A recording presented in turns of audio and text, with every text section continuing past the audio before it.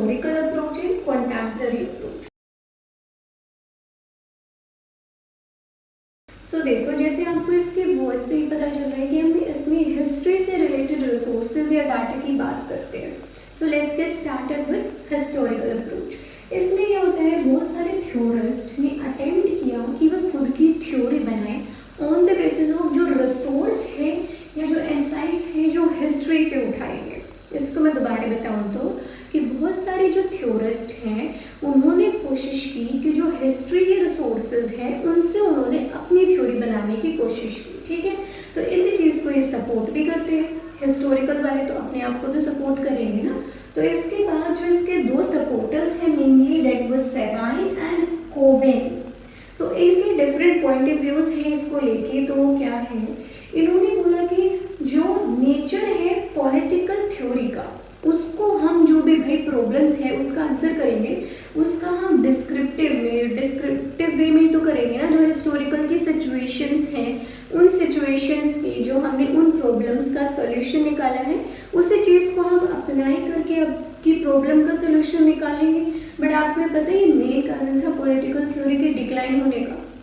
सो उसके बाद इन्होंने बोला कि जनरली ये क्या होते हैं, सिचुएशंस पे डिपेंडेंट होता है। कई बार हम बोल रहे हैं ये बिल्कुल गलत भी नहीं है, कई बार ये प्रॉब्लम सोल्व कर देता है, ठीक है, बट बहुत बार क्या करते हैं, प्रॉब्लम क्रिएट भी कर देता है, उसका सॉल्यूशंस भी निकाल देते हैं कई बार।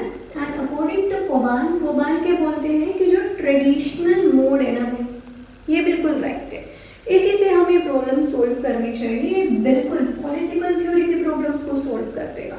एंड हम ये भी बोलते हैं कि जो हिस्टोरिकल फॉर्म है ना, ये कहीं ना कहीं कंट्रीब्यूट करती है एक नॉर्मेटिव विजन को। क्योंकि देखो, हिस्टोरिकल हम कोई भी चीज़ उठाते हैं जनरली वैल्यूज आइडल्स पे उठाते हैं, यही इसी को तो हम नॉर्मेटिव वैल्यू बोलते हैं ना। सो इधर ही खत्म भी हो गया, आपको पता भी नहीं चला। सो इसके बाद हम पढ़ेंगे कंटेम्पररी अप्रोच, हम किसको बोलते हैं। तो आप सोच रहे होंगे कि मैंने पहले नॉर्मेटिव करा दिया, एम्पिरिकल करा दिया, हिस्टोरिकल, फोर्थ तो मैंने आपको बताया ही नहीं। सो ये फोर्थ थोड़ा सा ना डिफरेंट था एंड उसमें उसका कहीं मतलब रोल ही नहीं था, तो उसमें उसका कुछ रोल ही नहीं था, इसलिए मैं अब आपको अब बता रही हूँ। ठीक है, तो कंटेम्पररी के होते हैं ये ना, देखो जैसे एम्पिरिकल अप्रोच में होते हैं, इसमें हम बोलते हैं कि हम एक्सपेरिमेंट्स करते हैं, ठीक है, तो ये उससे भी वाइड सोचता है, ठीक है, कि हमें अब बिल्कुल प्रैक्टिकल होने की ज़रूरत है।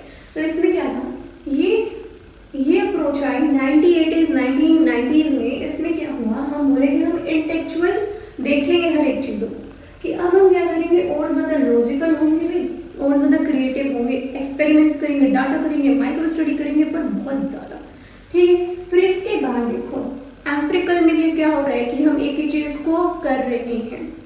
ये इससे कैसे वेरीज करता है, क्योंकि इसमें बहुत सारी चीज़ें और भी है। तो देखो उसमें से हम सोशली लाइफ, इकोनॉमिक लाइफ, उस चीज़ को देख के चल रहे थे, पॉलिटिकल लाइफ, इसमें हम क्या क्या इंक्लूड कर रहे हैं, sociology, economic, quantitative and psychological approach भी, कि हम इन चारों तरफ से देखेंगे। हम समाज को भी देखेंगे, सोशलिज्म हम समाज को बोलते हैं, इकोनॉमिक की हमारी इकोनॉमी कैसे बढ़ रही है, इस वे में भी देखेंगे। इसके बाद क्वांटिटेटिव की कैसे हम ज़्यादा जल्दी से कोई चीज़ मतलब को ग्रोथ करनी हो ना, इंक्रीज करनी हो, तो उसमें हम क्वांटिटेटिव टेक्निक्स लगाते हैं। उसके बाद साइकोलॉजी की, मतलब कुछ हमें मतलब मेंटली प्रिपेयर भी होना पड़ता है कुछ चीज़ों के लिए। इसके बाद कंटेम्पररी अप्रोच को ना हम मॉडर्न अप्रोच को बोलते हैं। आ सकता है एग्जाम में कि कंटेम्पररी अप्रोच को हम किस नाम से बोलते हैं, मॉडर्न अप्रोच। ऐसे ही एम्पिरिकल को हम पॉजिटिविज्म भी बोलते हैं, मैंने नॉर्मेटिव के बताए थे कि उसको हम ट्रेडिशनल भी, ऐसे ही लॉजिकल बोलेंगे एम्पिरिकल, जो वैल्यूज पे बेस्ड है दैट वाज नॉर्मेटिव, ऐसे ही जो हिस्ट्रीज के डाटा पे बेस्ड है दैट वाज हिस्टोरिकल। उसके बाद हम मेन से भी आ जाते हैं। सबसे पहले तो ये कि ये एक आइडेंटिटी, अलग से आइडेंटिटी देता है पॉलिटिकल साइंस को, कि हम मतलब ये अब इस पे फोकस करेंगे, ये हमारा रियल पॉलिटिक्स है। एंड सेकेंड ये है, देखो हम बोलते हैं कि हम पॉलिटिक्स अब पूरी तरह होगी, कि पहले तो सिर्फ हम एक ही चीज़ों को इंक्लूड कर रहे थे, अब इसमें हम पूरी हमारी सोशल लाइफ से जनरेटेड एक्स्ट्रा भी बढ़ेंगे, इकोनॉमिक्स वेरीज हो है, क्वांटिटेटिव साइकोलॉजीज तो और ज़्यादा बढ़ेंगे। ये चीज़ें जो इसको हमारी सोशल लाइफ को इन्फ्लुएंस करती हैं या इसके थ्रू जो चीज़ें इन्फ्लुएंस होती हैं, ये चीज़ें देखी जाएंगी, इसलिए हम इसको मॉडर्न अप्रोच भी बोलते हैं। एंड सबसे ज़्यादा जो कंटेम्पररी अप्रोच है, ये किस चीज़ को अपोज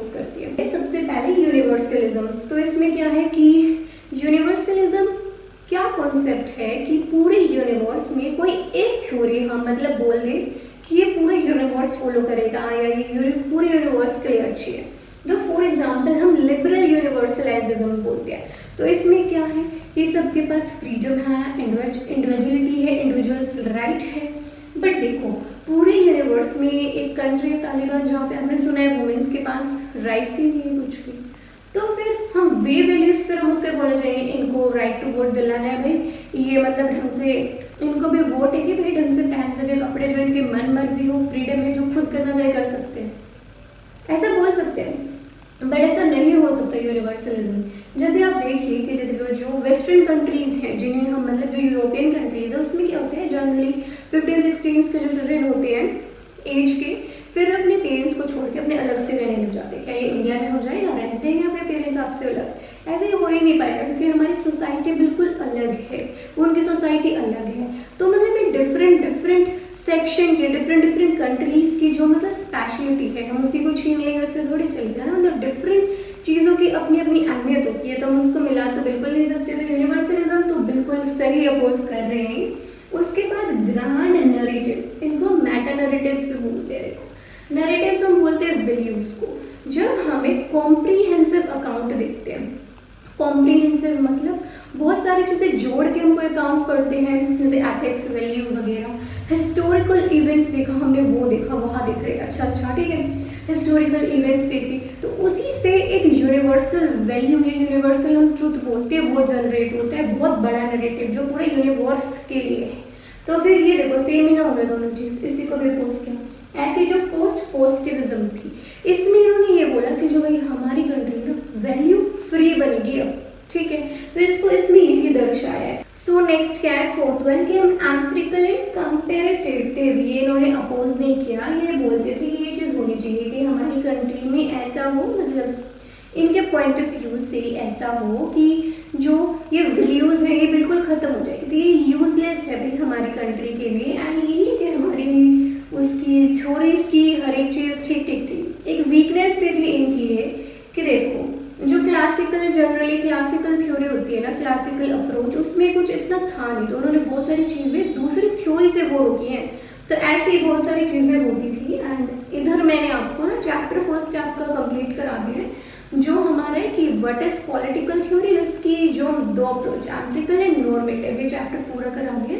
सो आगे के चैप्टर्स मैं आगे करा दूंगी। So here I and my video, and if you like my video please like, share and subscribe. Hope you all had a good day.